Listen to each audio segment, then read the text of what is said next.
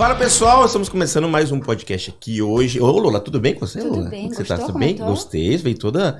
Caramba, você parece que tá indo pra Paris, o que tá acontecendo? Mais ou menos, Mais porque ou menos isso, eu tô né? no clima, Entendi, sabe por quê, né? Entendi, sim, claro. Fale. Nós estamos aqui com um convidado muito especial, o Isaac, que é proprietário e fundador, criador, né, do Paris 6, que é um dos melhores restaurantes que eu já fui na vida. Pô, obrigado, Luiz. Obrigado por ter vindo, Isaac. Eu agradeço por vocês dois, aliás, dois que também são frequentadores da casa. Com certeza, principalmente na hora de madrugada. Eu acho uma ótima sacada, aquela coisa de 24 horas, porque bateu fominha e você quer alguma coisa, né? Tirando comidinha que você pede naqueles espaços, naquelas plataformas. Você quer uma coisa elegante, chique, ser bem atendida, com uma boa bebidinha, com uma boa música. Aliás, você tem uma ótima seleção Meu playlist musical. é muito legal, eu que faço o playlist. Olha! Então, quando eu ouço alguma coisa, algum amigo fala, olha essa música em francês. Então tem de tudo, desde a música mais clássica, como Edith Piaf, Serge Tem chanson Gainsbourg, francesa, hein? Serge Gainsbourg, chansonete francesas também, até músicas como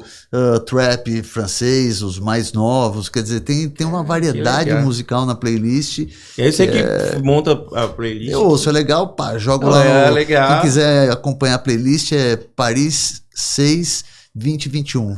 Não, desculpa, 2022, que mudou o ano, né? Paris 6 2022. Que top. É no Spotify. Entra lá, pesquisa Paris, espaço 6, espaço 2022. Eu já vou querer. Já tem mais de 500 pessoas que acompanham. Só de comentar, assim, o pessoal adora, né? Então, mas é uma ótima sacada. Você lembra do Buda Bar? Lembro. Que a Buda Bar fez o Buda Bar. O Buda Bar? Buda Bar é um bar que existe, né, no alguns países do mundo, né?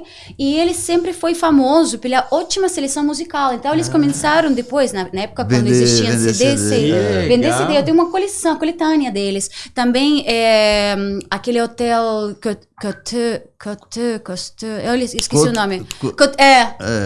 Também tem uma coletânea. É isso. Café de Coste. Café de Coste. Não, esse que não, Paris. era outro. Sim, mas eu tava falando do outro. Mas também, sim, então, na verdade, tem vários lugares que são bem conhecidos pela seleção musical. Na verdade, são lugares muito famosos como Paris 6, né? Muito bem frequentados e acabam criando todo um branding musical também. Mas Lula, sabe por quê? Lá no Paris 6 eu faço tudo. Desde cozinha até limpar o chão, se for preciso.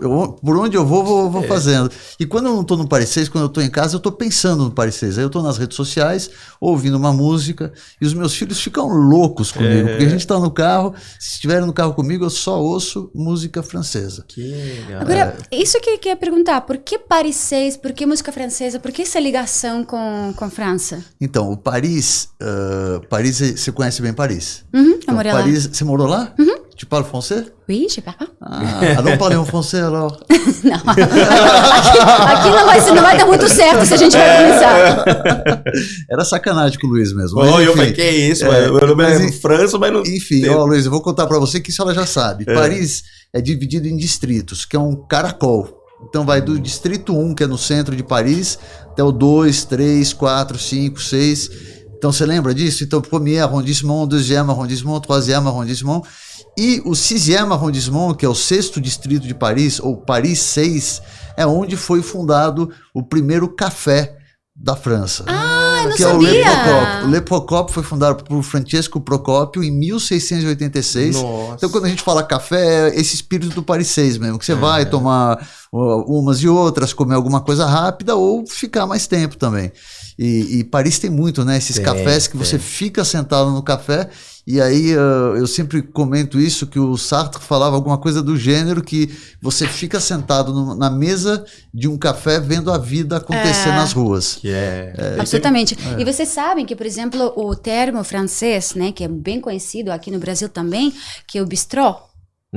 Da onde que veio? Exato, muito. Adoro gente com cultura. Russo nasceu no... é o bistrô. Não é francês. E nasceu numa casa chamada Maison Catherine, ou Maison Catherine, lá em cima em Montmartre. Na Place Tertre em Montmartre. Você conheceu o lugar, não? Eu conheci o lugar, mas há muito tempo atrás. Eu era garotinha ainda quando eu passei. Mas agora conta por que é bistrô. Na verdade, bistrô, em francês, normalmente o acento ele vai na última sílaba, na segunda sílaba, né? Por isso que é bistrô. Em russo seria bystra.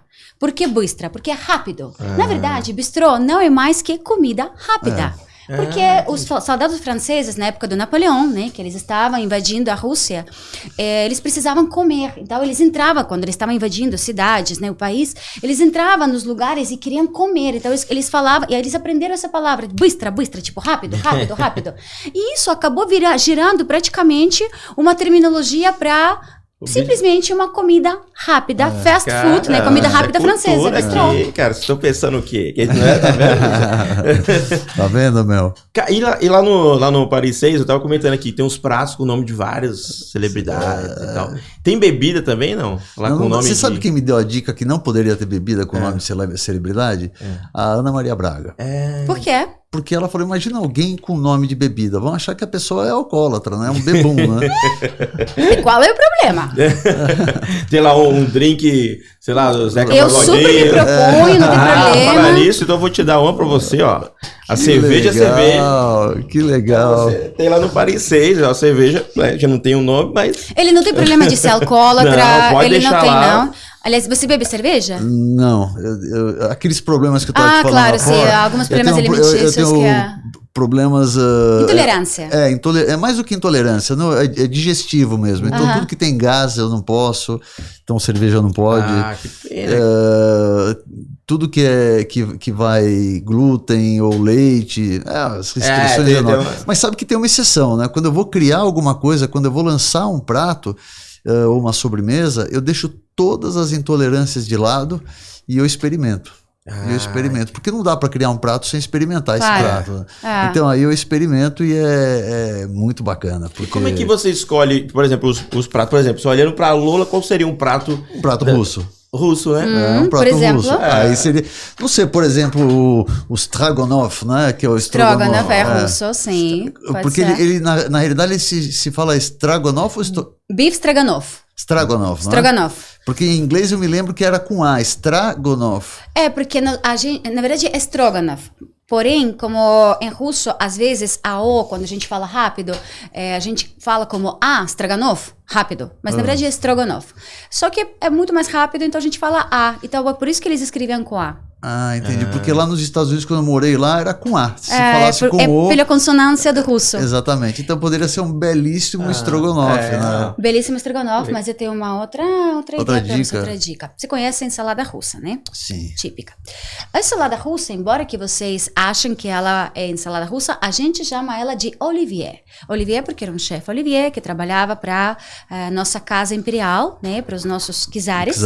Era um dos... Exatamente, estrogonofe também foi um dos chefes também, só que eu não lembro qual época, quem era, mas Olivier era um dos chefes, e ele é francês, e ele criou essa ensalada para a nossa realeza, só que um dos ingredientes foi mudado na época das vacas fracas, né? Quando o dinheiro... As vacas magras. As vacas magras, né? Um dos ingredientes a gente teve que mudar. Mas, na verdade, a ensalada russa é batata, aquele pepino agridoce, sabe? De conserva, né? Que ele dá um saborzinho bem especial e crocância.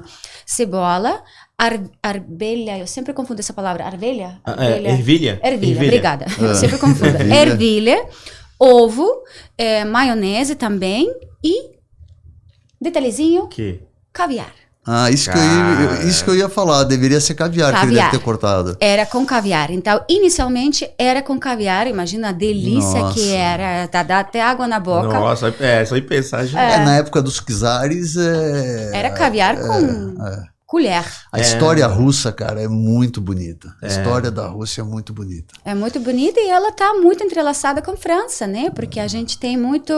Na verdade, em algum momento, o francês era o segundo idioma na Rússia.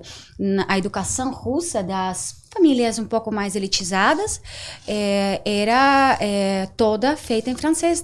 Contratavam os governantes, né? As pessoas da França para educar os filhos em francês e falar sempre em francês. E nós temos muita ligação, por isso que o chefe era Olivier. Exatamente. Por isso que Fabergé, embora que todo mundo conhece como uma casa francesa de joias, se iniciou na Rússia, né? Porque ele era joalheiro descoberto pela realeza russa também e virou o joalheiro da Deixa nossa eu te realeza. perguntar uma curiosidade. Eu fazendo pergunta, eu pode Adoro! Você viveu quantos anos sob o domínio Da União comunista? Soviética? Comunista não era, já era socialismo, né? Porque eu peguei o finalzinho da União Soviética. Tá. Então já era socialismo e eu morei... Mas era muito fechado, né? Sim, mas mesmo assim eu já peguei o finalzinho, porque vamos relembrar que a União Soviética cai em 91, né? No ano era 91. Gorbachev. Claro, quando chega Gorbachev, e quando chega Yeltsin, né? Cai Gorbachev, Boris chega Yeltsin. Yeltsin. E era 91, e eu nasci em 82, então eu tinha... Quantos Que um anos eu ano? tinha? Peraí, foi 81. Não, um ano não, matemática não tá indo bem nesse corpo, não. Foi em 81, você nasceu em 10 82? 10 anos. 9 anos, isso. 9 anos. 9 anos, eu tinha... Quem era quando você nasceu? Era o Brezhnev?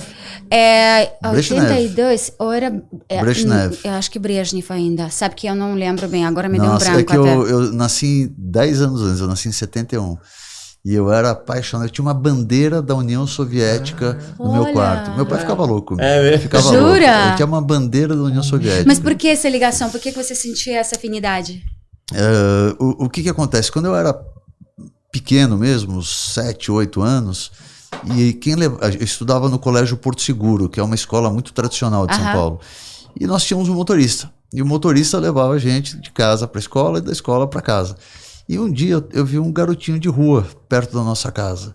E eu perguntei pro meu pai, por que aquele garoto estava ali mal vestido, provavelmente não ia ter o que comer? Por que ele, que tem a minha idade, não tem condições e eu tenho até um motorista? E aí meu pai falou, porque você é meu filho. E eu comecei a imaginar, quer dizer, a condição financeira é por nascimento, né? Quer dizer, se eu tivesse o azar de não nascer de uma família com condições, e começou a despertar em mim aquele sentimento, aquela sensação de que o mundo estava errado. Eu imaginava um mundo sem fronteiras, eu não entendia por que acabava que o Brasil ali era a Argentina, porque todos são seres humanos, né? Não deveria ter fronteira. E foi então que quando eu li o livro Olga, esqueci o nome do autor, quando eu li, que depois virou uma série, Olga, do Jaime Monjardim, quando eu li o livro Olga, que conta a história da Olga Benário, que era russa, mulher do Luiz Carlos Prestes, eu virei, naquela época ali, com uns 16 anos de idade, eu virei comunista. Então eu era um garoto comunista de 16 anos de idade. Eu cheguei a conhecer o Luiz Carlos Prestes já com 90 e poucos anos, que fez a coluna Prestes, etc. Então eu era, quando moleque, eu era um seguidor da... eu acreditava na igualdade entre as pessoas. Na né? ideologia. Na realidade, eu era contra a desigualdade. E tem muita coisa que até hoje eu acho muito estranho. Você vê, quem é que entra nas universidades públicas? São pessoas que têm condições de pagar uma escola privada. Então você fala, olha que inversão, né? O cara que não tem condições não consegue entrar numa escola pública, numa faculdade pública, porque não estudou numa escola particular. Não tá bem preparado, né? Mas é bom explicar também para os nossos as pessoas que estão assistindo a gente agora, que por que a gente está falando de comunismo agora relacionado com a União Soviética e por que você mencionou, fez essa analogia com o garoto que você viu na rua, porque embora que a gente não vai entrar agora no quesito de ser direita, esquerda, as coisas políticas, mas como ideologia, claramente era um regime perfeito, né, entre aspas, só que não aplicável para a vida de um ser humano, porque o ser humano não está preparado para esse tipo de regime, né, não está preparado para essa ideologia, porque o ser humano não está preparado de dividir tudo, de manter tudo corretamente tão dividido. Por exemplo, se eu estou trabalhando mais que você, ou você está trabalhando mais que eu, você vai se sentir justificado de receber a mesma coisa que eu, e a gente sempre vai ter um posicionamento um pouco mais para o nosso lado. Então, o ser humano é assim, mas a ideologia de comunismo, ela é bonita. Então, me explica, você falou, não era mais comunista, era socialista. Qual que é a diferença do comunismo e socialismo? Tem uma grande diferença. Agora eu vou entrar aqui para contar todas as doutrinas. Gente, eu estou fazendo essa entrevista, eu tenho hoje como convidados o Luiz França e a Lola. Obrigado por terem vindo, vamos continuar. É bem isso. Eu já venho com as perguntas para você depois. O comunismo é mais... Bom, você que estudou bastante, imagino que estudou quando você foi partidário, né, da doutrina, da ideologia. é mais o que estava escrito por Marx, por Engels, né, por Rosa Luxemburg, que era aquele trio que eles começaram com essa ideologia. Já socialismo, ele vira um pouco diferente, mas socialismo é o Estado, entende? É mais do Estado. Então, aí já muda um pouco a variante. Só que... Mas durante a ditadura, você pode falar que é socialismo ou a ditadura... Ditadura, você está falando do Stalin? Era comunismo. Era comunismo. Era comunismo. Agora, Brezhnev, mas é diferente, absolutamente. É aquela época quando você era pequena. Eu era muito pequena. Eu acho que não era Brezhnev, acho que era Khrushchev. Se não me engano, Nikita Khrushchev. era Khrushchev. Se não me engano. Eu depois até vou ver no Google que você me tirou, você colocou Já me colocou na aí, dúvida. Coloca aí o ano 82. Quem que foi o mandatário do Estado? Que não chamava presidente. Não, era mandatário. É mandatário que fala? Que ele era o presidente do Partido Comunista. Entendi. Era só um partido, ele era o presidente do partido, Sim. não era o presidente da União Soviética. E aí naquela época passou várias coisas, porque passaram como vários mandatários, porque existia... Senão, claro, eu acho que Brezhnev foi tirado por outro...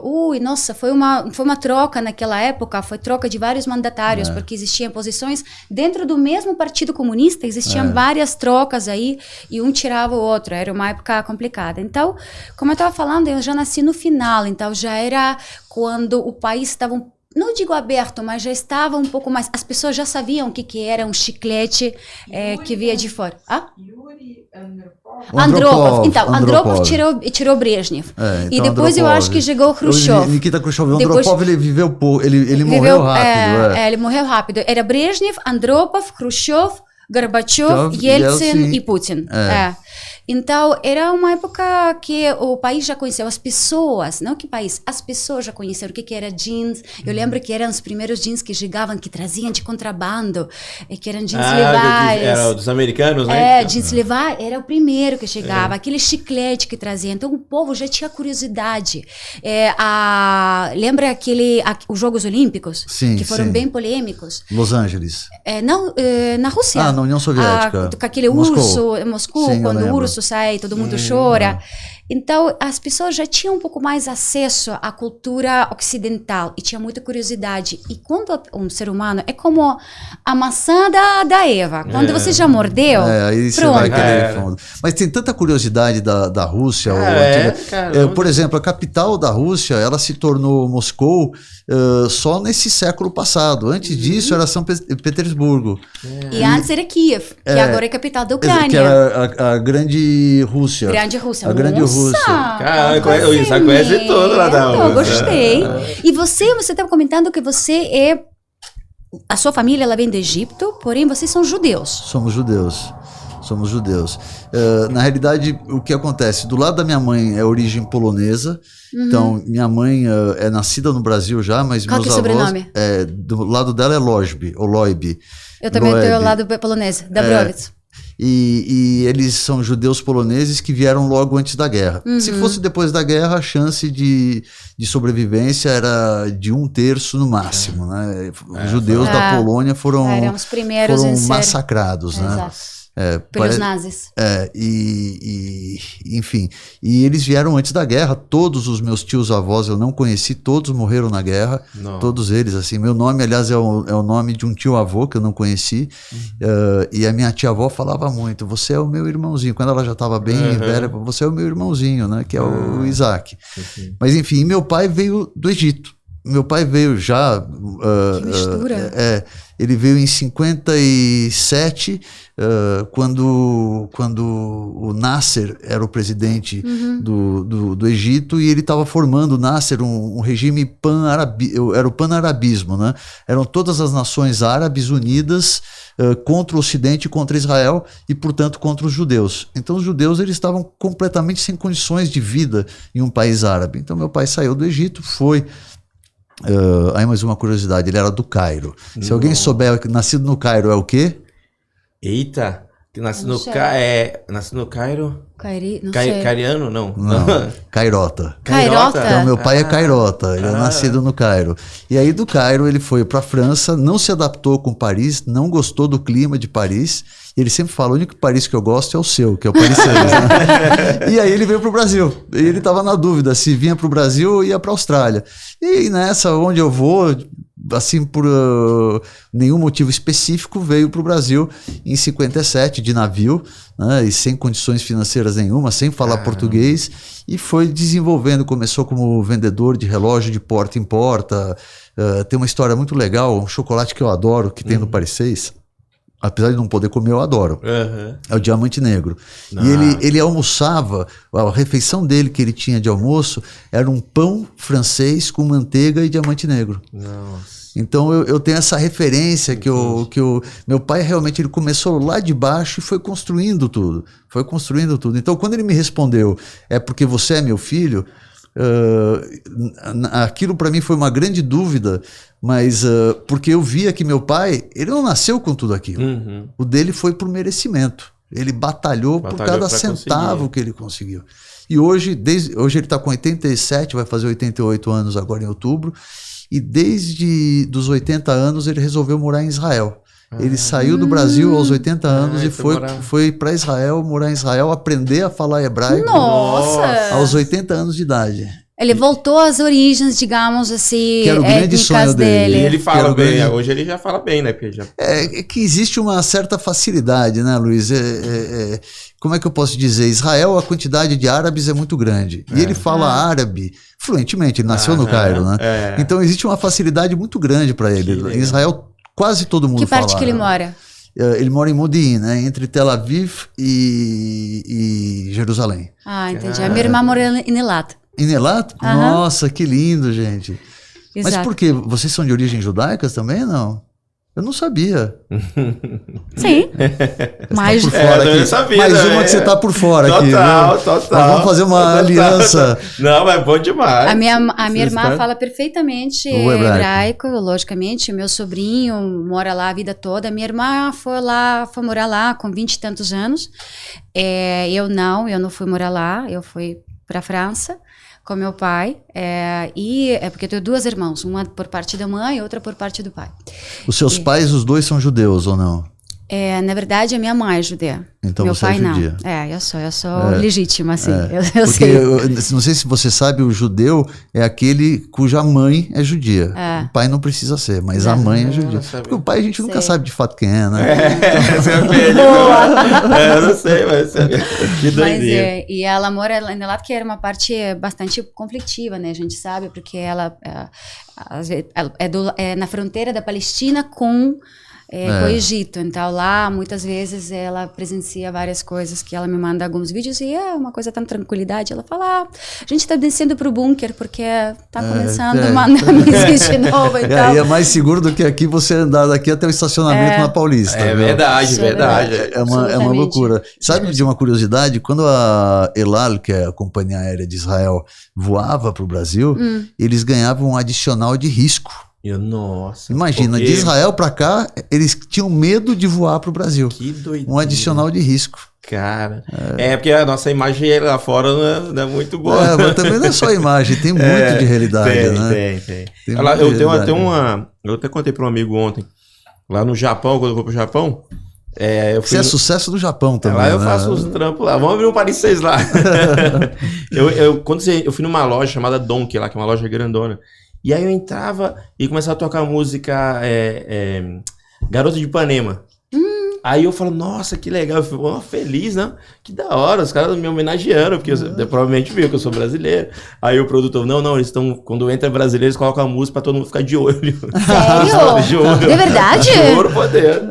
É pra todo mundo ficar de olho nos brasileiros que estão andando dentro da loja, pra não levar as coisas. Que isso, mas eu achando que era homenagem, eu tava sendo... Não deixa de ser uma homenagem. Uma homenagem contrária, né? O cara fala, cuidado, mano. Mas E no Paris 6, como surge a ideia, que voltando um pouco aos tempos atuais, como surge a ideia de você começar a colocar os pratos, que eu acho sensacional, um marketing incrível, que dá muito sucesso, né? As pessoas até se sentem honradas, né? De ter um prato próprio lá no seu restaurante, mas como surge essa ideia? E como você começa a fazer isso? Então, é uma história muito complicada, porque muita gente quer prato e não existe possibilidade de colocar tantos pratos quanto as pessoas que eu gostaria de homenagear. Sim, imagina. É muito complicado. Mas essa ideia de colocar nome em prato ela já é do início do século passado. Você vê que eu adoro história, né? Um chefe de cozinha chamado Escoffier. Escoffier, ele fazia pratos e todos os pratos ele colocava o nome de alguém. Então, você conhece a tarte tatin? Tarte tatin é aquela torta de maçã pequenininha. A tarte tatin é em homenagem a duas irmãs chamadas sobrenome Tatin. Então, Pech Melba era uma atriz chamada não sei o que lá, Melba. Então, você tem vários pratos e todos eles homenageando alguém.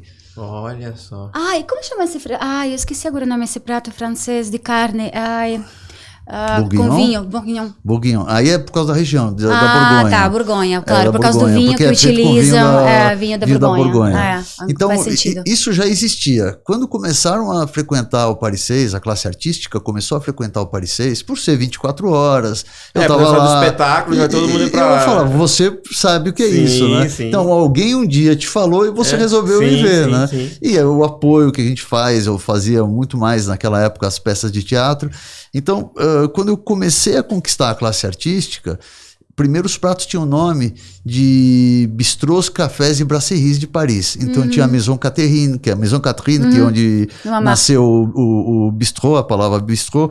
E eu tinha todos, a Brasserie Libre, Café de Fleur, todos eles eram maravilhosos. Que saudade. Né?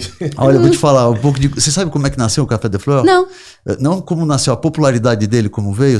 Do lado do Café de Fleur tem o Le Deux Magots, que também é lindo, maravilhoso, histórico. O Le Deux Magots, que ele é verde. Tá? É bem do lado do Café de Fleur. E o público todo ia no Le Deux Magots. Eles iam só no Le Deux Magots. E o Émile Zola e a... Qual que era o nome da... Nossa, Émile Zola. Não é Émile Zola. Você sabe que é Émile Zola? É um escritor francês muito famoso. Novelista. Mas não era o Émile Zola, era o Sartre. O Sartre e a Simone de Beauvoir, que era um casal também... bem conhecido. Eram escritores muito, muito reconhecidos na época. E para não ficarem no meio daquela muvuca do Demagogue, eles começaram a ir no Café de Fleur. E aí, quando falaram, nossa, o Sartre eles preferiram estar ali do que... Vamos lá para Tietá. Então iam lá para Tietá. E começaram a frequentar. E isso daí eu descobri, você vê, né? Você vai... Algumas curiosidades você descobre ao longo da vida, né? Foi assistindo Emily in Paris. Que é uma série... É uma série que tá no Netflix sobre uma blogueira que é maravilhosa. E aí, super interessante, essa série Emily in Paris, quando eles foram lançar a segunda temporada, um belo dia aparece o pessoal da Netflix que queria fazer, e foi só no Brasil, só no Paris 6, o bolo...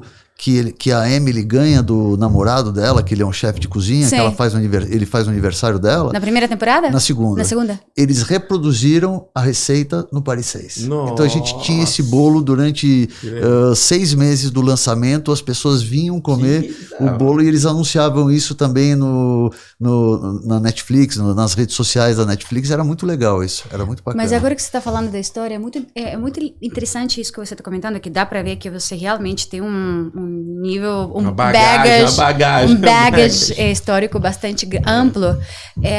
Eu há pouco tempo atrás, eu voltei a ler um livro de um escritor que eu gosto muito, que é Guy de Maupassant. E ele relata muito, é um livro que essa novela se chama Amigo, se não me engano, seria a tradução em português.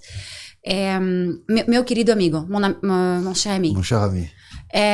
E se trata de uma pessoa que chega em Paris depois de ter passado um tempo em África, que ele estava lá a serviço porque ele era militar, e aí volta para Paris, se renova sua vida em Paris, e ele começa a escrever para um jornal, né? Porque naquela época o jornal era uma coisa importante, porque não tinha televisão, não tinha nada, né? Estamos falando de... Já pega o jornal na porta, né? De muito tempo atrás, era antes da Primeira Guerra Mundial, se não me engano, ou durante, não lembro bem a época que era, mas acho que era antes da Primeira Guerra Mundial.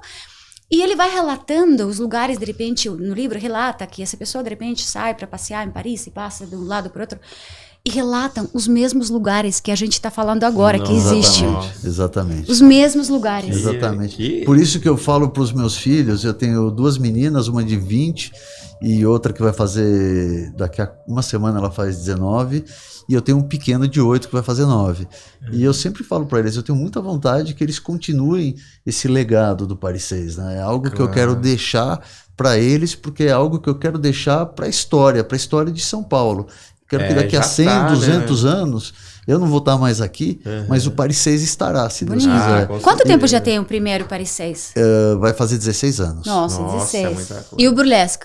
O Burlesque a gente fechou, que era uma franquia na Augusta, né? Que era maravilhoso, aliás. Era uma casa de show na Augusta. Shows, eu amei. Era uma casa de show na Augusta que a gente fechou já na pandemia, porque não tinha shows, claro, né? Sim. Mas era uma franquia. Os meus mesmo são os da Doc Lobo, que é onde eu fico. Os outros são todos franquia, mas os que eu fico e que eu vou deixar para os meus filhos, se Deus quiser, são os da Doc Lobo, que é onde eu praticamente moro, né? Ai, mas eu iria amar que você abrisse o Burlesque de novo. Gente, como é bom assistir um show daqueles que era maravilhoso, eu iria amar. O palco era bem bonito, né? Mas aí para isso acontecer, que era muito difícil o Burlesque para conseguir administrar dos dois lados, eu tinha uma parceria com o Sandro Chaim, que cuidava de toda essa parte artística, e era muito complicado, tanto que depois eu passei a nossa parte e ele ficou como franqueado. Mas enfim, se eu voltar um dia a fazer alguma coisa do gênero em termos de casa noturna, para shows, etc., é só se os meus filhos assumirem o Paris 6. Mas me chamem, eu vou adorar, sério. Eu vou fazer... É que sério, tá faltando um Moulin Rouge aqui. Tá faltando um... Nossa, o Moulin Rouge aqui. Moulin Rouge eu fui uma vez lá. Tá faltando um bom show. Eu não tô falando de um Crazy Horse, tô falando de um Moulin Rouge, uma coisa classuda, elegante, com bom show, com bom nível de show, com um jantar elegante. Tá faltando. Não tem... Qual é a casa de show que você pode chamar assim em São Paulo? Não tem, não existe. E São Paulo tem espaço para isso, né? Eu posso dizer isso por conhecimento de causa, que eu morei em Miami. E a maior dificuldade do Paris 6 em Miami é que o Paris 6 apoia a cultura. E que tipo de cultura existe em Miami? Então, mistura latina que nem entre latina e russa. Exatamente. Você vai pra Aventura, são os russos. Russos, judeus. Sunny Isles é tudo russo, é tudo nosso. Não tem ninguém falando inglês. Você não vai ter uma peça de teatro, porque mal e mal eles falam inglês lá. Os próprios americanos colocam tudo lá, a maioria latino, tudo em espanhol. Não, lá é russo. Russo. Muito. Russo, eu construí Sunny Isles, Aventura, esses dois bairros. Esquece, você não vai achar ninguém falando inglês, nem os próprios russos que estão lá falam inglês. E aí você vai pra Miami Beach, é só venezuelano, cubano. Vai pra Orlando, só tem brasileiro.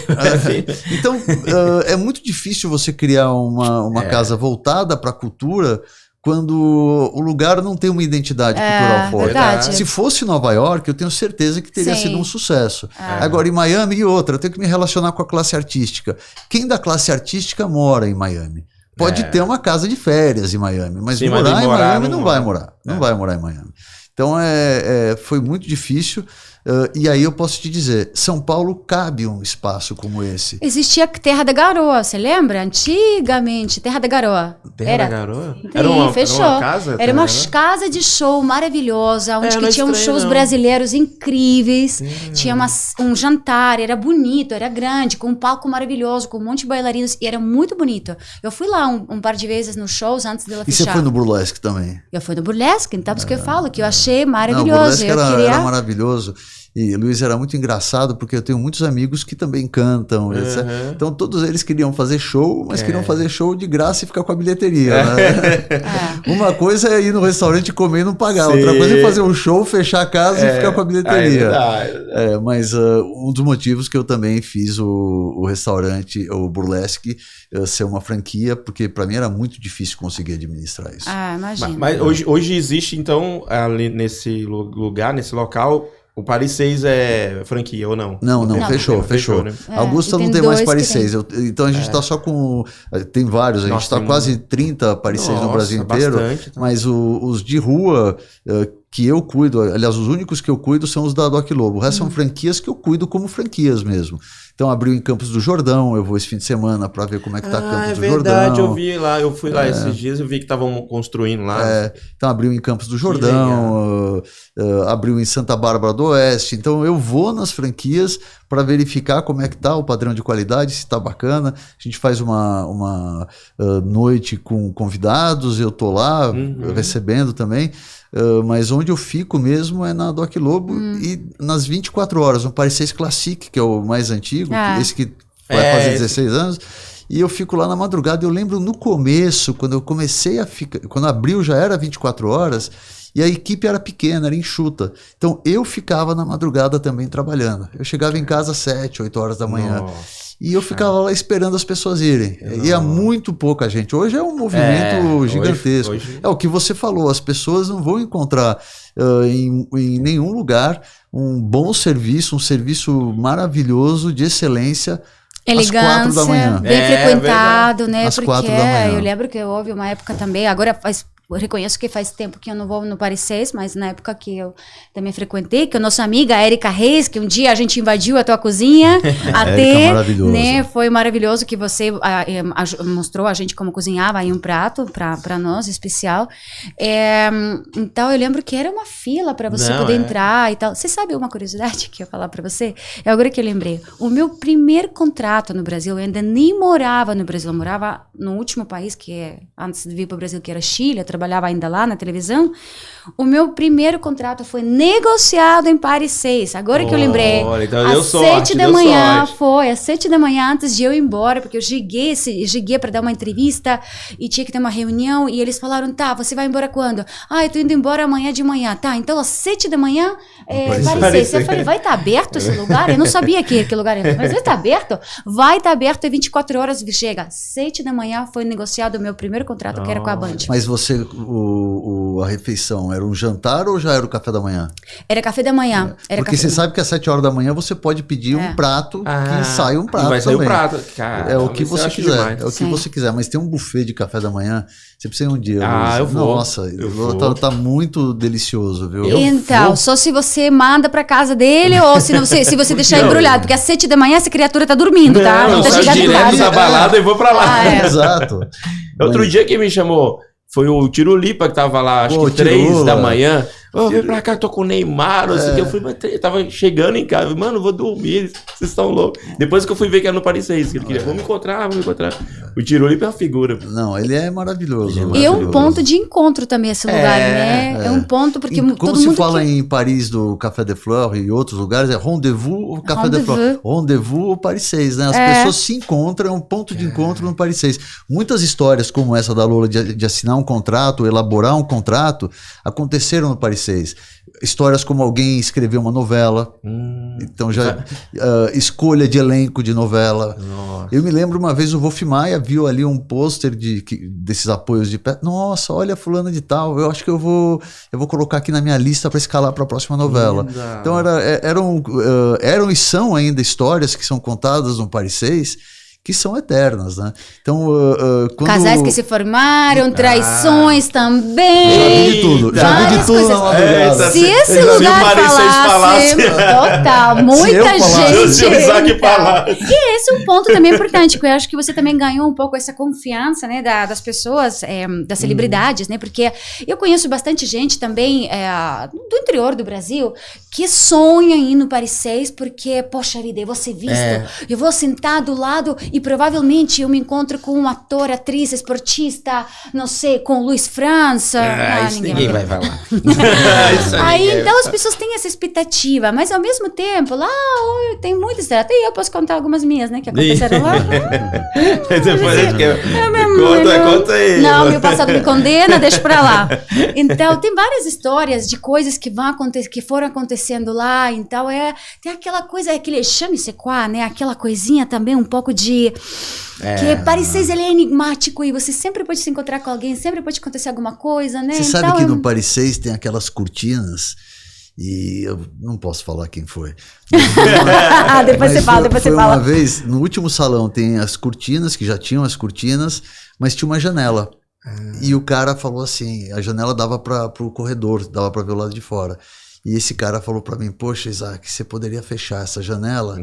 E aqui no fundo ia ser um lugar maravilhoso para ser um ponto de encontro que as pessoas, ninguém ia ver. Exclusivo. E eu adorei, daí eu coloquei um quadro no vão daquela janela, tem um quadro maravilhoso.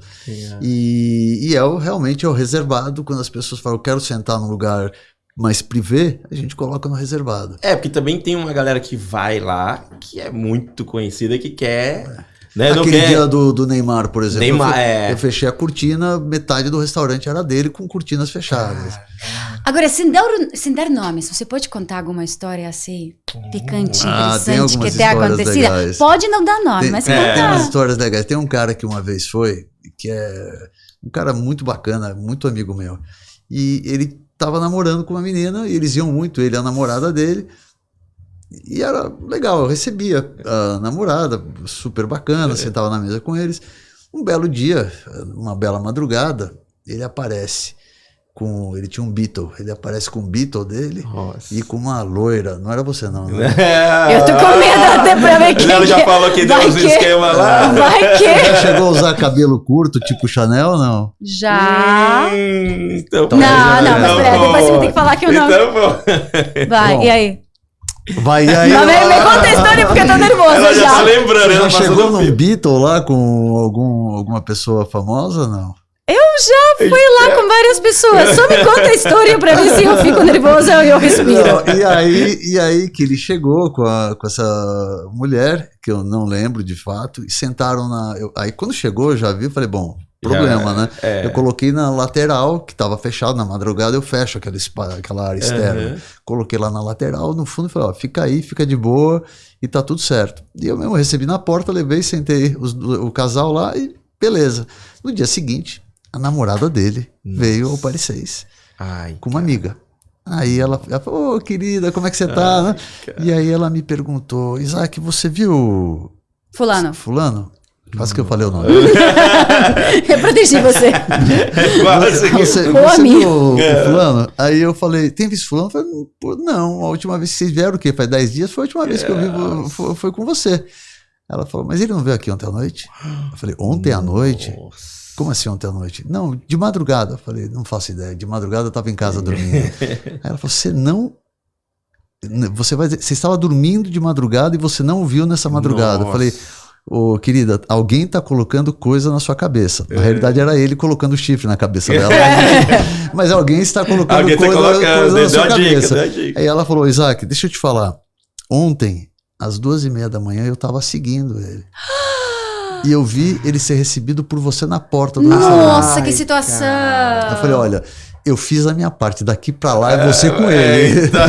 Eu lavo as minhas mãos. A minha parte de não vi nada, não falo nada, não ouço nada. Não sei. E daqui pra lá vocês se viram. Não, essa não foi eu. Não lembro de uma estação de graças a Deus, não foi eu, porque eu já tava suando frio aqui. Mas eu já fui lá várias vezes com pessoas conhecidas e até, eu vou contar, assim, agora que você me lembrou, duas situações. Eu fui lá com uma pessoa com a qual eu tava iniciando um relacionamento, uma pessoa bem conhecida, né, do meio artístico, e eu não queria que ninguém soubesse, mas não queria. Eu tive 3 situações com Paris. Olha quanta coisa que eu teve com Paris 6. Eu não queria que ninguém soubesse, eu queria ficasse tudo quieto. E a gente não achava nenhum lugar, porque ele acabava de chegar da viagem, os dois estávamos com fome, então era, vamos para Paris 6. E eu só olhei pra cara dele e falei, escuta aqui, pessoa. Quase eu falo o nome também. Imagina se fosse o mesmo nome. Nossa, não. Era ele, cara. Era ele, pô. Não era, não. Graças, não era. Não, senão você iria lembrar na hora que fosse eu. Não. Aí eu falei, escuta aqui, fulano, mas você sabe que Paris 6 é um lugar para ser visto e ver, né? Que você sabe que lá é bandeira, né? Paris 6 é muito chamativo, visado, né? Tem muita gente lá que com certeza amanhã a gente vai sair em toda a imprensa. Ele falou, não, eu vou esquematizar tudo lá, tá? Fica tranquilo que eu vou dar uma ligadinha. E eu acho que ele ligou pra você, esquematizou. E aí a gente entrou tanto assim que eu pedi pra ele, porque pra gente entrar. Depois todo mundo ficou sabendo que a gente tava junto. Mas naquele instante eu não queria, literalmente. Tava tentando ainda fugir disso. E depois foi Fabiola Rupert me deu uma que finalmente já não tem como escapar. Não tinha como escapar. Mas naquele instante eu entrei primeiro. E depois ele entrou. A gente fez, e na hora de sair também. Também eu tive outro episódio lá, eu tava com Nádia Dato, uma vez, depois do Teleton, a gente foi lá com Nádia, depois do Teleton, só pra conversar e tudo. E eu também tava namorando uma pessoa famosa, bem ciumenta, bem cabeça dura. Aí a pessoa que tinha colocado um GPS, um localizador no meu celular, e eu não sabia. Nossa. E a pessoa tava, tipo, a 4 horas de São Paulo. Ele conseguiu fazer essas 4 horas em 2 horas. Caramba. Chegou no Paris 6, feito uma fúria, porque eu não tinha falado pra ele que eu tava no Paris 6. E pra ele, Paris 6, não, você já vai conhecer alguém, você já tá lá, na revoada, como se diz, né? Aí ele chegou, ele me deu um susto, porque a gente tava sentado assim conversando com Nádia, com uma amiga dela. Ele entrou, ele bateu assim a chave na mesa, foi tudo. Eu falei, meu Deus, deixa eu sair daqui com ele antes que isso vire uma zona, né? Eu tive que sair para conversar e tudo, depois eu fui com ele para casa. E quando eu terminei com uma terceira pessoa famosa... Não foi no Paris 6, né? Não leva alguém para terminar. Não foi. Eu tinha já terminado, só que ele ainda não sabia que eu tinha terminado com ele. Aí eu fui com Erika Reis pro Paris 6, aquela noite que a gente fez, cozinhou e tudo, né? Eu tinha chamado, porque a mídia já tava me perguntando, e eu tinha terminado com ele, ele ainda não sabia, outro famoso. Não sabia. Mas ele não sabia, ele ficou sabendo por Paris 6, né? Porque na frente da porta que apareceu a mídia, e eu fui falar que eu terminei com ele, mandei o recado. Era uma época, a gente tá falando, parece que faz 20, 30 anos, não. Agora, né? O iPhone existe há 10 anos, né? Era uma época antes do iPhone, antes do WhatsApp, era uma época em que era através de paparazzi, né? Os paparazzi estavam na porta e ficavam de olho. Hoje em dia não existe mais isso. Hoje em dia todo mundo é paparazzi. Você não tem privacidade pega o seu celular e hoje é um Big Brother. Total. É um Big Brother. E o cara dispara ali mesmo do WhatsApp ali, já vai pra um montão de... Você não lembra da menina que caiu na chuva na frente do Paris 6? Eu lembro, lógico que eu lembro. Aquilo viralizou de uma maneira, então, esquece. E foi no Instagram, eu acho, não foi? Foi no WhatsApp. Foi no WhatsApp. O que aconteceu aí? Que uma menina caiu no... Não dá pra puxar? É que tava chovendo muito no dia. A gente vai colocar. E aí a menina cai na chuva, Paris 6. Dá pra colocar ali. E aí que... é uma coisa que viralizou de uma maneira. Então hoje, eu realmente digo, se você quer fazer alguma coisa errada, não vá pro Paris 6. Fique em casa, faça em casa. Faça escondido. Aliás, não faça nada de errado. Porque vai ter alguém que vai fazer, que vai filmar. Isso é batata mesmo. Olha lá, a moça caindo. Ó. Ela caiu na enxurrada, tava chovendo muito. Gente, e ela foi embora, a água levou, bicho. Tem um vídeo com a sequência, porque no vídeo é muito... A água levou um pouquinho, ela não levou? Tipo, levou, ela passou bem por baixo das pernas do manobrista. Isso. Ela tava entrando ou tava saindo? Tava entrando, ela tinha acabado de sair do Uber. Nossa. Ela tinha acabado de sair do Uber e passou por baixo das pernas do manobrista, porque ela foi com um vestido justo. Não conseguiu. E não conseguiu abrir a perna e deu nisso. Nossa. Foi uma coisa... eu lembro desse vídeo aí, Foi chocante. E aí, o que aconteceu? No dia seguinte disso... Vai entrar aí o vídeo? Eu vou colocar agora. Tá. E aí, no dia seguinte... Aí... Nossa, e foi que embora. tombo, meu Deus do céu! Moça, você não vai jantar? Olha lá. Ai, que ruim. Ai, Jorge. Foi embora. E aí começaram algumas piadas sem graça, né? Ela teve a sorte de ser levada pela chuva, para não comer no Paris 6. Tem a galera de porco, também, né? Os haters. Tem. E o que aconteceu? Eu falei, eu preciso me manifestar. Claro. E quando eu vi essa menina, na mesma hora eu pensei nas minhas filhas. E eu pensei assim, nossa, imagina o que essa garota, nossa, que ninguém sabe quem é, ninguém sabia quem era, porque ela foi embora. Imagina como essa garota, que ela sabe que é ela, que ela tá viralizada em todos os aparelhos de celular. O Will Smith chegou a repostar isso no... Sério? E eu falei, imagina essa garota como ela deve estar se sentindo. Ai, tadinha. E aí eu fiz uma chamada, né?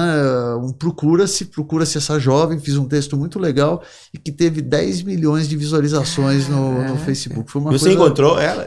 Encontrei.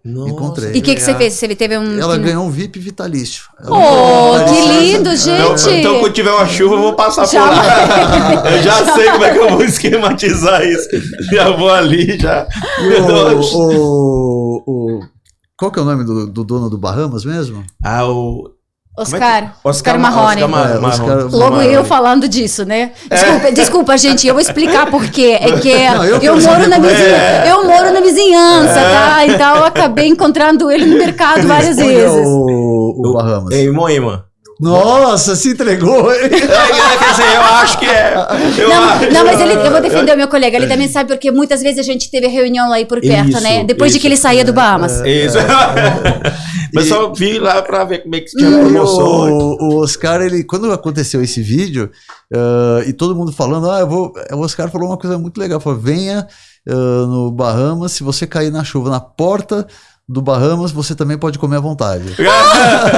Muito bom, muito bom, muito bom. Agora, você que gosta de ir no Paris 6? Não, eu ia perguntar sobre o prato preferido, mas eu não sei se eu posso perguntar pra ele sobre o prato preferido em Bahamas, né? Porque aí acho que ninguém quer saber. Aí eu não quero nem eu quero saber. O pessoal que falou, eu nem sabia o que era isso. Aham, tá bom, tá certo. Isso aí. Sim, a tua cara. Então, escuta, qual que é o teu prato favorito em Paris 6? Vou te fazer outra pergunta. Quem que você gosta de comer em Paris 6? Peraí, deixa eu lembrar o nome dela. Juliana Paz. Juliana, mas faz tempo que você não vai, então, porque a Tem Juliana... tempo. Eu fui lá. Era uma massa com cogumelos, é isso? A calabresa ainda tem lá, não? Tem. A calabresa tá lá ou tá... Não, aquela era lula, né? E a gente tirou a lula do cardápio. Caramba, eu ia muito lá. Mesmo não tendo, está eternamente. Claro. Mesmo quem sai do cardápio, ele fica eternizado. E muitas vezes alguém que já saiu do cardápio, porque tem que girar, alguém que saiu do cardápio, se pedir o prato e ainda tiver o prato lá, os ingredientes, a gente faz o prato também. Que legal. Então quando você fala Juliana Paz, todo mundo que trabalha lá das antigas já sabe qual é o prato. Já sabe, Aí se tiver, já... Aqui a minha amiga, ela adora comer Bruno Galhaço. É Bruno Galhaço, né? Ainda tá no cardápio? Acabou de sair do cardápio. Acabou de sair, mas você pode pedir, você já entendeu, se né? Tiver lá os ingredientes. E o marido dela come a Ivete. Eita! E você, Lola? Eu não sei os nomes dos pratos, gente. Eu não Me fala quem que eu te falo quem é. Eu gosto de tartar, tem um tartar maravilhoso lá. A Fafá de Belém. Deve ser. Fafá. Eu não sei o nome, mas é um tartar maravilhoso. Eu sei que tartar, você não conhece steak tartar? Não. Não, mas não é steak tartar, de salmão? É salmão. Mas é entradinha ou o prato? É o prato, eu acho. O prato é que eu como. Eu acho que. Então. É que ele eu servido... como Marcos Mignon, gente, eu não sabia. Ele é servido com. Isso aí, o Mignon. Esse virou corte. Não, você não vai fazer corte disso que eu vou matar você, gente. Isso não pode virar corte. Cara, faz isso aí. E, nossa, isso é uma chamada, né? Corte isso. Para o pessoal querer assistir, né? E é um prato que o Mignon me ajudou a fazer na época que ele fazia Legendários. Então eles foram na madrugada. E aí ele me ajudou assim, a criar, ele falou, eu quero... Ele foi sozinho? Ele foi com a equipe do Legendários. Ele foi com a equipe do Legendários. Não sei, não entendi. Os olhinhos brilharam, né? Tipo, opa, não vou me intrigar. Não, Mignon é um cara, gente finíssimo. Ele é. Eu torço muito por ele. Eu acho que ele... Eu nunca assisti, inteligente. Mas eu tenho certeza absoluta que ele dá um banho... sem querer, mas ele dá um banho em qualquer hoje, em qualquer lugar. Você não vai encontrar um outro apresentador como o Marcos Mignon. Ele é carismático, né? Ele é um cara muito... carismático. E mais ainda a escola da MTV, a gente estava há pouco tempo atrás falando de MTV, realmente a escola da MTV é uma escola enorme, né? Então ela criou vários talentos. Pensa só quanta gente saiu. Sim, a Dani. Ele é muito dedicado, o Mignon ele é muito dedicado, é um cara desde aquela época. Vou falar, e ele é dedicado, ele é humilde, ele é sensato. Agora, eu queria lembrar de uma coisa que a gente estava falando, não saindo total do assunto. Muitas coisas importantes acontecem nos restaurantes. Sim. Você viu uma história aqui agora há pouco da menina caindo na chuva, contratos, pedidos de casamento, comunicar que está grávida ou falar qual é a revelação do sexo. Muita coisa acontece nos restaurantes. Não estou falando só do Paris 6. Se você quer fazer alguma coisa legal para sua família, onde você vai? Você vai num restaurante. E tem os restaurantes clássicos, né, que são lembrados. Por isso que quando teve a pandemia, e estamos ainda, mas quando começou forte a pandemia, eu pedia muito isso nas redes de televisão, numa entrevista que eu dei para a CNN, é CNN não? É CNN. E para outros também, eu sempre falava, tem que ter uma ajuda para os restaurantes. Eu não estou advogando em causa própria, eu estou falando para os restaurantes. Porque se fechar um restaurante, é um pedaço da história de São Paulo que está se fechando. Com certeza. São Paulo era a terceira cidade do mundo em quantidade de restaurantes. Só perdia para Nova York e Paris. Então, é o tipo de coisa que não poderia deixar acontecer. Fechar restaurantes. Muitos fecharam. E eu fico muito triste por isso. Eu dou graças a Deus em ser um sobrevivente. E não foi fácil. Mas muitos fecharam. Abriram outro. Sim, mas aquela história morreu ali. Então, hoje, quando eu falo do Le Procop, que é de 1686, ainda está aberto lá em Paris. Nossa. Quando a gente fala do Café de Fleurs, de 100 anos atrás, está aberto. E tantos outros que estão abertos. Então eu acho, na minha visão, da mesma maneira que teve quando teve nos anos 2008 a crise mundial e que o governo, eu acho que era o governo Obama, ajudou a indústria automobilística, botou dinheiro para General Motors. 2008? Foi 2008, começou lá. Eles botaram dinheiro na indústria automobilística, tinha que colocar dinheiro também. São Paulo tinha que colocar dinheiro também para o setor de gastronomia, porque gastronomia, a história dos restaurantes faz parte da história das pessoas que frequentam São Paulo, não só quem mora em São Paulo. E falando também de... movimenta todo um mercado dos restaurantes aqui em São Paulo, é absurdo. Economia de trabalho mesmo, de emprego. Esse meu lado social, eu não vou falar, eu não sou nem de esquerda, nem de direita, nem de centro, eu sou eu mesmo, né? E esse meu lado de preocupação com os outros, eu fico muito triste quando eu vejo um restaurante fechando. Eu não vou falar, oba, um a menos. Eu vou falar, poxa, que pena, um a menos.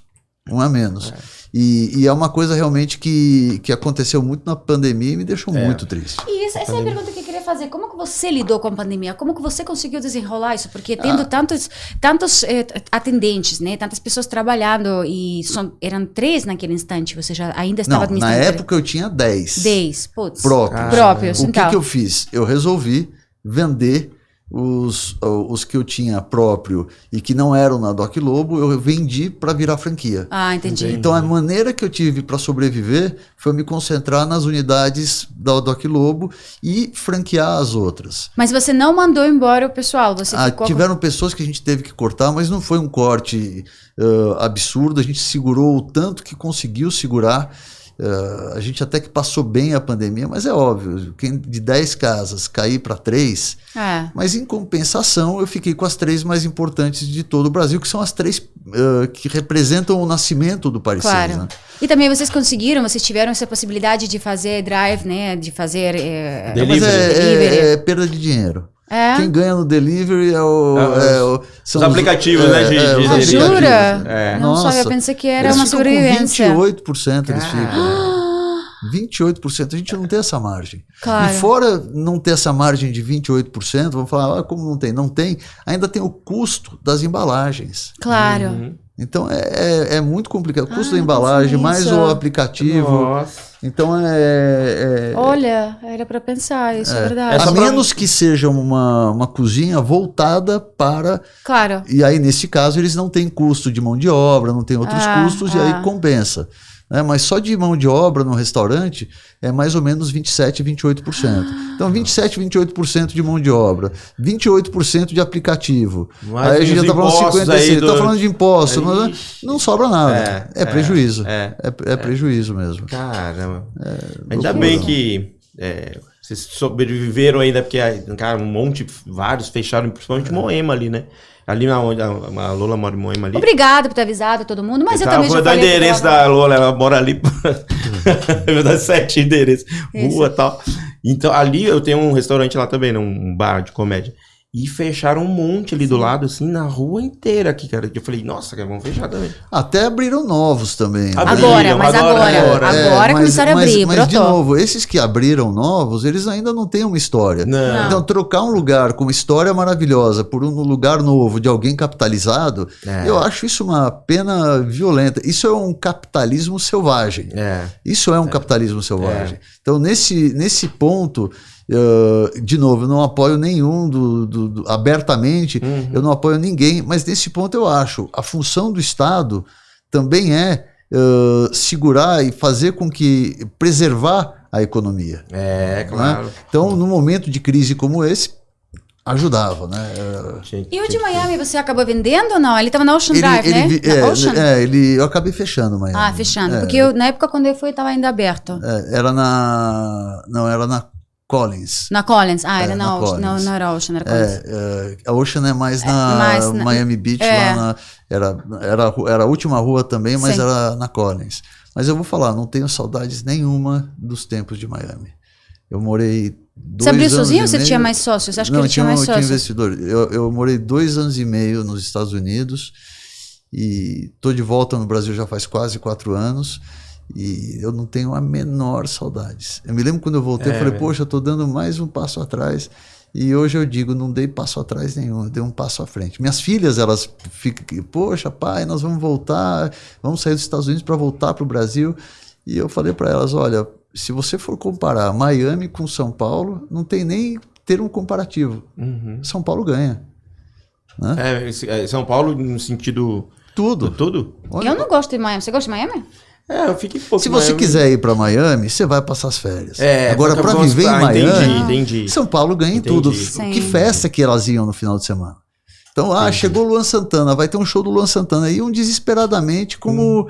Você entendeu? Como a gente consome aqui, vem o Guns N' Roses, a gente quer ir lá, vai o Luan Santana, você quer ir desesperadamente. Aqui você vai quando você quiser.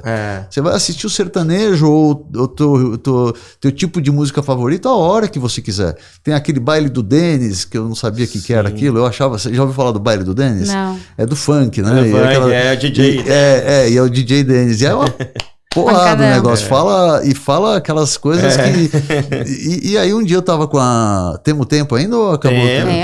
Um dia eu tava com a Ludmilla e tava eu e a Lud, e aí a gente conversando, e minhas filhas frequentavam o tal do baile do Denis, e eu, na minha ingenuidade, achava que era um baile, né? E o Denis era o amigo delas, né? Vai no baile do Denis, pô, que legal, manda um abraço.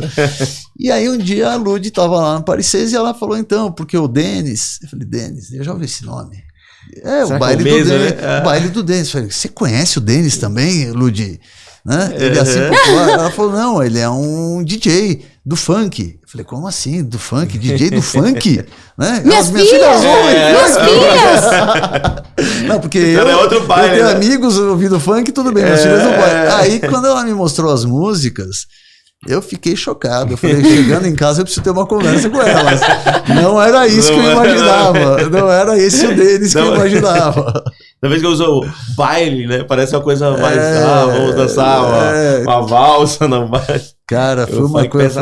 e foi muito engraçado, que a Lud é maravilhosa, né? As pessoas que frequentam lá, que eu vejo o outro lado dessas pessoas. Por exemplo, me convidam para ir a um show. É muito difícil eu conseguir ir num show, porque o horário do show é o horário que eu estou trabalhando. Então, as pessoas que frequentam lá, eu conheço o lado ser humano delas, e não o lado artístico delas. Então, você cria amizade próxima. Então, muitas vezes eu sou amigo de uma pessoa que eu jamais vi o trabalho dessa pessoa. E é muito legal isso, porque você fica muito mais aberto, né? Muito mais...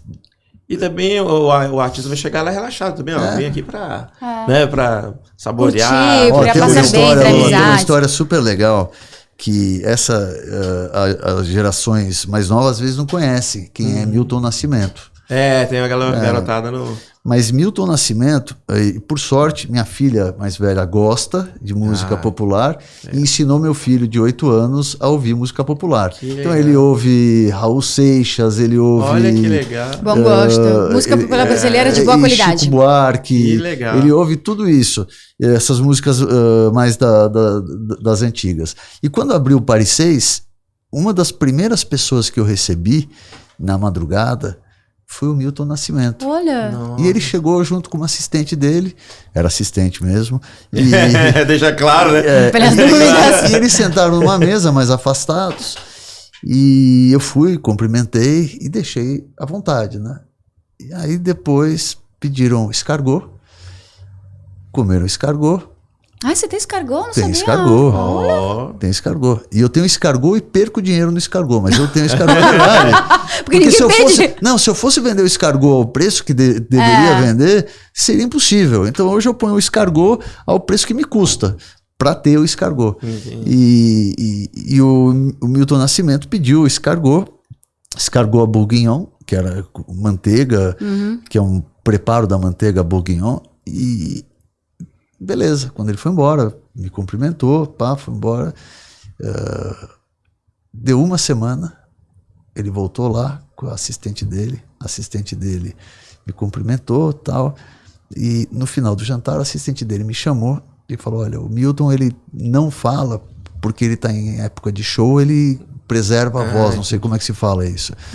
Mas ele queria saber se é possível, ele viu que alguns pratos têm nome aqui, se é possível os escargots serem em homenagem a ele, escargot a Milton Nascimento. Eu falei, peraí. Se quiser eu mudo o nome do restaurante de Paris 6 a Milton Nascimento. Com certeza, nossa. Então, cada prato tem uma história maravilhosa. Com certeza. Cada prato tem uma história maravilhosa. Agora, qual que é o prato, por exemplo, eu adoro trufas, amo trufa. Qual que é o prato assim gostoso pra eu já saber? Posso falar um legal pra comer com trufas?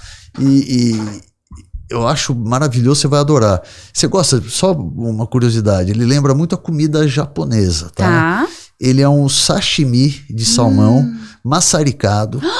Pronto. Com azeite trufado e sal do Himalaia. Não. Cadê? Eu tô indo para Paris 6 agora, gente. Vamos lá. É todo o meu gosto, totalmente. Tem uma foto que dá pra mostrar aí, pra eles entrarem? Tá no Instagram? Eu amo. Vocês conseguem entrar no Instagram, Paris_6? Mostra lá qual é a foto pra eles verem. Gente, eu amo trufas. Eu amo aquela barriguinha de salmão, o sashimi de salmão maçaricado e com azeite trufado. Nossa, é tudo. É muito bom. Com o sal Himalaia é bom, ou senão a flor do sal também. Exatamente. Ai, nossa, gente, que delícia. Se vocês não experimentaram, provem. Outra coisa que eu adoro é curá, né? Que é quase caviar, né? Então, quando eu já coloco um pouquinho de curá em cima, nossa, fica de água na boca. Pronto, eu já tô com fome. Tem uma coisa, você falou de fome, é uma impressão que eu tenho. Quando eu vou no Paris 6, eu tenho um cheiro que dá mais fome. Isso é de propósito? O que é? Não, porque é um cheiro bom, você fala, mano... Tem muito dos cheiros que eu procuro e coloco aromatizador, isso eu faço desde o meu antigo restaurante, que era o Azaite, que foi meu primeiro restaurante, mas também tem o cheiro das comidas mesmo. Porque às vezes, as pessoas lá cozinham com azeite bom, não cozinham azeite velho, você entendeu? Mas você sabe qual é a minha história? Eu comecei na gastronomia, eu sou o primeiro brasileiro formado fora do Brasil como especialista de azeite de oliva. Provador profissional de azeite de oliva. Sou formado na Itália. Caramba. Então, quando vai falar de óleo de cozinha, para mim é azeite. Entendi. Entrar na minha cozinha e encontrar uma gordura animal, não existe. Não existe. A qualidade, ela começa na cozinha. Então, esse aroma gostoso que você sente, esses aromas, eles são da comida bem preparada. É verdade, porque eu cheguei, às vezes que eu fui lá, nem...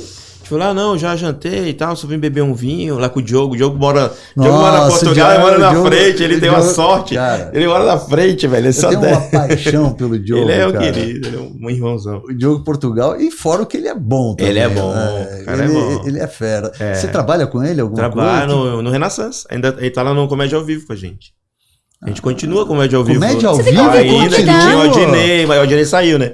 Tá lá eu... Mas tá com mais de 10 anos o Comédia ao Vivo. 15 anos. Caramba! Agora a gente tá fazendo sábado. Então o Diogo, tá eu, Diogo, o Fábio Rabin. Nossa! Ai, meu Deus do céu. Tá vendo ele maçaricado? Ai. Mano, suavemente maçaricado, gente. Ele não tá passando de ponto. Não, peraí. A próxima vez que eu for lá, eu vou comer isso. Também. E aí embaixo, esse molho escuro aí embaixo, ele não é um molho japonês, ele é a redução do aceto balsâmico. Então ele é docinho. Tá um pouco mais... docinho, mais ácido também, e cítrico. Delícia. É maravilhoso. Caramba. É mais gostoso do que em restaurante japonês. Você sabe outra coisa que eu adoro, por exemplo, que eu acho que é marca registrada de vocês? O Grand Gâteau. Eu adoro... O Grand Gâteau ou não? Não, é que eu não sou muito de doce, eu sou mais de salgado. Não, eu adoro muito que toda vez que vocês mandam um prato, tem aquela pimentinha. Então, gente, tá vendo? Ela não vai no Paris 6 faz tempo. Eu tirei a pimenta. Não faz isso comigo. Eu sempre roubava a pimenta de todo mundo. Ela falou hoje dessa pimenta. Eu falei dessa pimenta hoje. Você sabe por que eu tirei essa pimenta? Por quê? Eu vou te falar, não sei se vocês já ouviram, conhecem o Léo Picon? Não sei se sabe quem é o Léo Picon. Não. Irmão da Jade Irmã Picon. da Jade. O Léo, foi a culpa, entre aspas, é dele. Porque ele olhava e falava, meu, o que você faz com essa pimenta? Eu falei, depois que sai, vai pro lixo. Ele falou, você já parou para pensar quanto de pimenta, quanto de alimento você está jogando no lixo? E aí eu falei, poxa, é verdade. Tanto que tinha uns brotinhos em cima da... Hoje eu coloco uns brotinhos, é bonita a apresentação. E é comível. Mas é comível. E a pimenta era muito pouco comível. Se alguém mas quiser eu vou pedir um favor pra você. Na vez que, quando eu for, você me manda pimenta. Eu como pimenta de toda a mesa, sério. Eu amo pimenta. O cara lá do Rio de Janeiro, o franqueado do Rio de Janeiro, até hoje serve com a pimenta. Tá errado, fora do padrão, ele serve com a pimenta. Mas enfim, as vendas não caíram. Quer dizer, não é que perdeu o charme, mas eu vejo que... Não tem desperdício. Não tem desperdício. Tava um pouco a mais ali, tipo, de repente. Eu me sinto muito mal quando existe o desperdício, quando vai comida pro lixo. Aliás, quando eu vejo comida voltando no prato, eu vou pra mesa perguntar o que aconteceu, que não comeu tudo, aconteceu algum problema, não estava boa a comida. Imagina eu servir no prato algo que em 99% dos casos ninguém comia.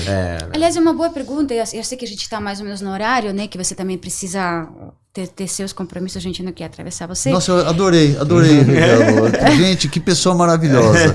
Que pessoa maravilhosa. Eu tenho essa curiosidade, na verdade eu quero saber a sua opinião, porque eu sei que em São Paulo não existe, eu sei que várias vezes já tentaram fazer essa lei, ou tentaram mudar essa lei, porque existe muito desperdício de comida dos restaurantes, porque não dá para reutilizar essa comida no sentido, por exemplo, fazer um prato único, para fazer uma doação, para ajudar alguém, não pode. Então essa comida que não foi consumida, ela vai pro lixo mesmo. O que você opina sobre isso? Olha, eu vou falar muito a verdade, é estranho, mas é muito complicado. A responsabilidade de quem mexe com a comida, lá nos Estados Unidos tinha uma coisa mais interessante, o dono do restaurante, ele é responsável não só pela comida, mas até pela bebida que ele serve. Então se o cara beber alguma coisa além da conta e tiver um acidente, o dono do restaurante é responsabilizado também. Nossa. Então, a responsabilidade quando você vende comida é muito grande. Tem uma das coisas que eu não gosto que seja feita, por exemplo, é alguém chegar, eu vou servir esse bolo de sobremesa. Porque se esse bolo não tiver bom... E a pessoa passar mal pelo bolo e achar que foi... Exatamente. Entendi. Então, o grande risco que existe quando você dá comida para alguém... aquela comida que sobrou, etc. Se você dá essa comida para alguém e essa pessoa passar mal, você é responsável por aquilo. Mas você não acha que de repente poderia existir algum órgão público, não sei se está público, mas e a responsabilidade? Mas a responsabilidade deles, passar essa comida para eles e para eles já fazer uma transformação de prato, elas são muito perecíveis, né? Eu já não gosto de comer em buffet porque a comida estraga. A comida ela é muito perecível. E quando a gente fala de sobras, as sobras que é o que estava no prato e que sobrou. Claro. Dar essas sobras para alguém é uma coisa muito delicada também. A pessoa pôs... mas nos Estados Unidos eles fazem esse sopão, eles fazem essa então, mas eles fazem um sopão, mas eles podem usar as aparas, que é diferente. Por exemplo, e no Brasil não pode? Pode. Aparas. Eu corto o filé mignon em pedaços e sobram as pontas. Tá. O que você faz com as pontas que sobram? Isso é a cozinha francesa, por isso que existe o steak tartare. Você pega as aparas, pica e tem o steak tartare que você utiliza. Então, você não consegue colocar uma para no prato, fazer mini filés. Você vai usar para alguma coisa, steak tartare, carne moída, para fazer um bolonhesa e etc. Então a cozinha francesa ela é muito inteligente nesse sentido, ela ensina todas as outras cozinhas. Parecer não é só a cozinha francesa, aliás é a minoria hoje em dia ser cozinha francesa lá, mas ela ensina todas as outras cozinhas. O grande ensinamento da cozinha francesa é não ter desperdício. Tem esses molhos deliciosos que é a carne também do osso que não foi utilizado, que você faz um molho de 48 horas, deixa ali macerando e vai ficando até ficar um molho, que é um molho rôti maravilhoso, feito também com partes, com osso e outras partes que você não utiliza. Agora, a comida que sobra no prato, ele não deve poder mesmo, tá errado. Essa comida que sobra no prato, você não sabe se alguém estava comendo, estava doente. Claro. É difícil você dividir um prato com alguém. Mas se de repente você consegue fazer um sopão, até porque em altas temperaturas você sabe que qualquer tipo de bactérias elas também se destroem desse tipo. Então, se você já faz um sopão imagina, por exemplo, sobrou arroz no prato, sobrou macarrão no prato, e você faz você faz um sopão, você aquece até 100 graus centígrados, como se fala isso? Isso mesmo. Até os 100 graus, aí você já, automaticamente, Mas você, a partir dos 25 graus centígrados, você começa a tirar o sabor da comida. Então... Olha, eu não sabia disso. Também não. Tanto que isso eu aprendi com azeite de oliva. Se você deixar o azeite a mais de 60 graus, ele já perdeu completamente o aroma dele. Olha, isso acontece com os alimentos também. Então, se você deixa passar de uma temperatura, primeiro, você consegue matar as bactérias, pasteurizar, né? Mas você tira o sabor do... Então, é muito complicado isso. Eu acho que a questão da fome... Ela tem que ser resolvida de outra forma, mas ela tem que encontrar os caminhos corretos, porque a fome, para matar a fome, você precisa de alimentos. Só que você precisa, quando fala de alimentos, você precisa de qualidade também. Não adianta pegar, opa, venceu. Eu vou dar pro cara que mora na rua alimento vencido. Não, alimento vencido vai pro lixo. E aí, de novo, a cozinha francesa, alimento que está chegando à data de vencimento, você tem que utilizar. Venceu? Já. O único lugar que vencer não pode é no restaurante. Venceu, já era. Já que não conseguimos resolver este problema, vamos ter que resolver o assunto da fome de outro jeito. A gente vai doar, né? Fazer doações. Isso que a gente pode fazer, né? Eu acho que a gente pode deixar o nosso coitado do Isaac, né? Que acho que já tiramos toda a informação possível. Mas que bate-papo gostoso. Gostoso, volta mais aqui. Eu vou te falar, eu adorei o bate-papo, não sei quanto tempo durou. 1h e pouco, né? 1h e a gente também adorou. E a gente com certeza vai no Parecis e eu já sei o que eu vou pedir. Eu não sei. Também, de quem que você falou como é o nome desse prato, para eu já não esquecer? Qual deles? O prato de sashimi. É só falar o sashimi de salmão, que é... Nossa. Que o e eu já vou pedir esse. Outro dia a Tati Zaki, sabe quem é a Tati Zaki? Sei. A Tati Zaki perguntaram no Instagram dela? Instagram, aqueles stories, faça uma pergunta, perguntaram para ela o que ela tinha como fantasia. Ou o que era uma grande delícia para ela, né? No outro sentido. Sim. E aí ela respondeu o sashimi de salmão do Paris 6. E olha que esse prato ele não tem nem... é um mês e meio que eu criei esse prato. E ele é um grande sucesso. Mas também... dá para mostrar mais um último prato aqui? Qual? Mostra o conchiglione. Mostra um conchiglione lá. Tem um prato que eu recriei. Eu adoro bater papo. Lógico. Tem um prato que eu recriei. Antes de imaginar ter restaurante, quando eu namorava ainda com a minha esposa, e nós íamos para Angra dos Reis, nós parávamos no caminho para pegar a estrada, nós parávamos lá perto do Parque Antártica, num restaurante chamado Elias. O Bar do Elias era um restaurante muito famoso por boleiros. Os boleiros iam lá, treinadores de futebol, etc. E iam muitos palmeirenses, porque o Elias era palmeirense e era do lado do Parque Antártico. Entendi. Eu sou corintiano, mas eu ia. Eu ia porque a comida era muito boa. E tinha um prato que eu gostava demais, uma massa que eu adorava, que era o conchiglione, é uma massa recheada de queijo, lá era de mussarela. Eu peguei essa mesma massa, essa ideia, e há pouco tempo eu relancei o conchiglione, só que recheado de queijo brie. E aí ele é gratinado no forno. Deve ser bom, queijo brie é muito bom. Nossa, e aí ele tem várias maneiras de preparo. Dá para fazer ele à bolonhesa, dá para fazer ele ao azeite trufado, dá para fazer... Tem um prato... Nossa! Olha o conchiglione numa panela de ferro. Que isso, linda. Cara. Olha só, e aí dá pra ver que ele tá crocantezinho porque ele foi pro forno. E dá pra ver dentro o queijo brie derretido. Nossa! É um prato pra se comer de joelhos, viu? Totalmente, eu já tô de água. Gente, olha, lembrando que o Paris 6 é 24 horas. Então você pode ir lá agora e comer. Agora, vai. Esse prato... Termine de assistir e corre. E esse prato, o legal desse prato, tem outra foto dele aí, não tem? Tem uma de cima. O legal desse prato, tem algumas variedades. Esse daí é a bolonhesa. Dá pra ver embaixo o molho dele. O legal desse prato é que ele acompanha muito bem um vinho tinto. Então você come com vinho tinto. Gente, é fenomenal. Eu aprendi a tomar vinho comendo. Mas e você sabe, né, que o vinho é a única comida, é a única bebida que é feita para acompanhar uma refeição. Todas as outras... A cerveja, você bebe uma cerveja. Sim. Agora, você não toma um vinho só por tomar o vinho. Você não abre uma garrafa de... Depende. Aí é exagero. Aí depende de quem, tá? Depende, tudo depende. Aí é exagero. Não, mas tem alguns... Aqui eu vou discordar, porque tem alguns vinhos que são, por exemplo, o de Bonnet. Dubonnet é um vinho francês, que é um vinho de aperitivo. É um vinho Mas você branco falou ou Não, tudo. é o tinto, mas você ele é um falou pouco tudo, adocicado. mas ele é de aperitivo. Aperitivo. Ele acompanha alguma coisa. Exato. Tem alguns vinhos... Então, ele pode ser tomado como um vinho de sobremesa. Olha esse, olha por só cima. de vinho sobremesa ou Nossa. aperitivo. Dá pra ver Ai, os que pedaços de delícia. brie dentro? Ai, Dá. meu Deus, que fome. Nossa, Isso cara. é bom Pra demais. eu dizer isso, Isso é... pra eu dizer que eu tô com fome, gente, isso é é porque a bom apresentação demais. tá boa mesmo. Nossa, cara, Maravilhoso. Bom, eu já sei o que eu vou pedir, você já sabe o Eu que já você vai sei. pedir. E vocês escolhem o seu prato agora no site do Paris 6, que é qual?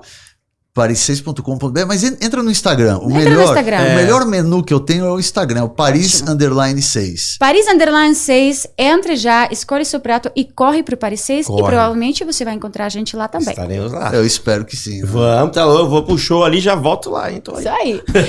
Isaac, muito Obrigado, obrigado. Que Isaac. papo gostoso, porque a gente partiu desde Gostoso, cultura isso não é até... mais. Gostoso, né? Nossa, já fez... Total. E a Vamos gente marcar pra você partiu, voltar a gente mais. fez tudo, Não é? claro. E a próxima vez a gente até faz uma comidinha aqui pra gente também Sabe degustar. quando a próxima vez que eu quero voltar? Quando lançar o livro de receitas. Eu vou Boa. lançar o livro Boa. de receitas Boa. agora. Espero lançar no começo agora do segundo semestre. Volte, com as receitas. E aí a gente vem aqui pra Pra Sim, gente divulgar o mas- livro e pra conversar mais ainda e você nos contar um pouco mais de que se trata nessas receitas e dar alguns E segredinhos. agora, quando a gente sair do ar, eu vou querer saber o nome. Ok. Vai ter os nomes. Não pode. Pode sim, você sabe quem que é. Depois eu falo, tá? Tá bom. Gente, e como você já sabe, né? Aquele like que a gente gosta, inscreve-se e, logicamente, comentários, É né? isso.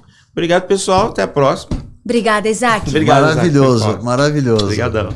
Tamo junto.